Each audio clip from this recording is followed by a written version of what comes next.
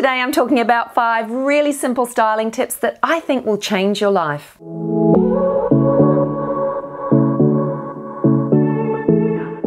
Monochrome dressing is one of the oldest and easiest tricks in the book, and luckily this season it is everywhere. Now, I'm not a slave to fashion, and I'm certainly not a slave to fashion trends, but it's kind of nice when one of the oldest tricks actually ends up being on trend as well, and that's what's happening this spring.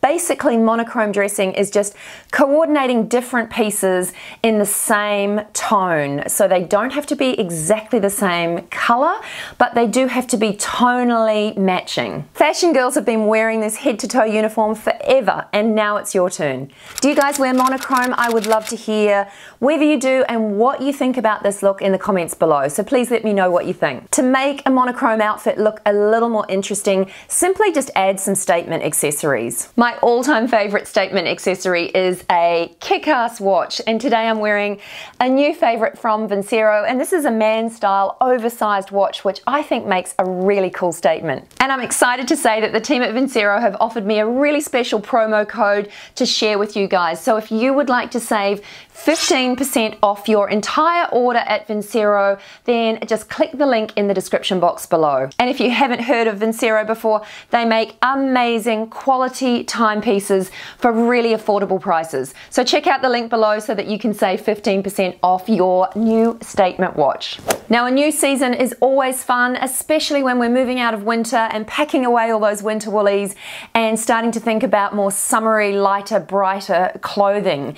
But what can sometimes happen is that we just get carried away. We see new clothes in the stores and we quickly purchase things without really putting too much thought into it. So what I always like to do is create a really simple chart. Charting your fashion life and what you need your clothes for is the easiest way to stop buying things that excite you and things that are cool, and instead buy things that are actually going to fit your lifestyle. So this is an example of a fashion chart, and this is what mine looks like. So I've divided my chart into 5 different sections, and I've given the biggest portion to my working day because 5 days a week I am wearing clothes that need to suit my working lifestyle. Now, a lot of that is sitting at home on my computer, so I need comfy but still work appropriate pieces to wear. So it's really important to chart out your fashion life, map it out, and look and see where you need your clothes for,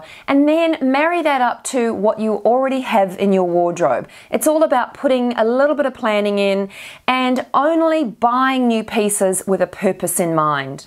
Another really simple style tip is to put a little bit of time aside and try and create some unexpected outfits from clothes that you already own. This is something that we often don't do, and because we don't do it, we tend to wear the same pieces together all the time, which is good, but what it does is it just limits our outfits. So if you spend a little bit of time pairing and trying different tops with different bottoms, you can actually come up with some really cool combinations that you perhaps don't think of when you're rushing to get ready. So what I suggest is just spending a little bit of time pairing some unexpected pieces together. When they work, you will be able to tell, and then take a photo. Take a photo of them laying flat on your bed, or if you have the time, try them on, pair them together, take a photo, create an album on your phone, and it might just be called Spring Fashion, but it's your inspiration, your personal inspiration from your own closet. It's all about just taking a little bit of time to get re-inspired by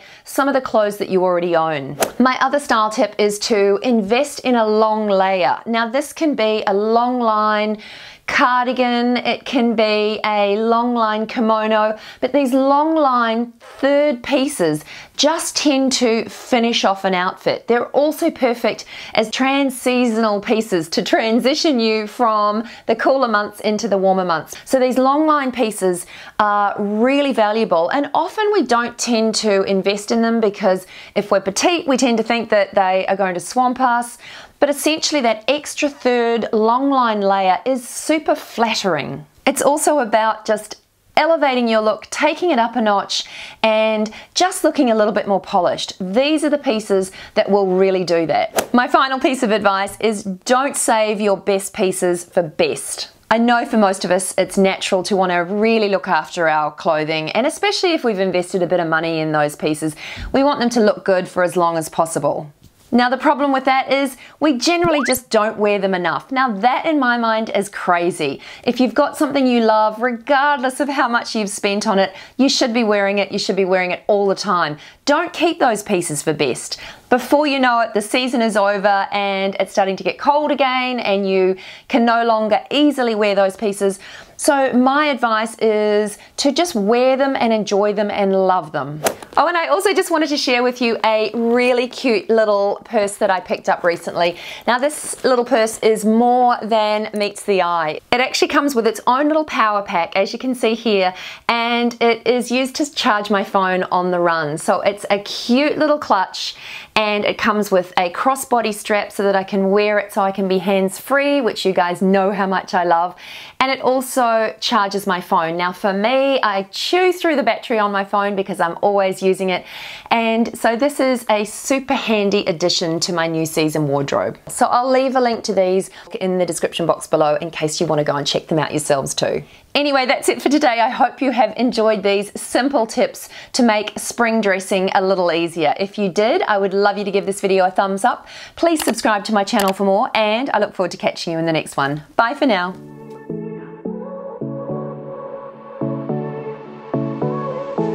I won't make it easy for you now.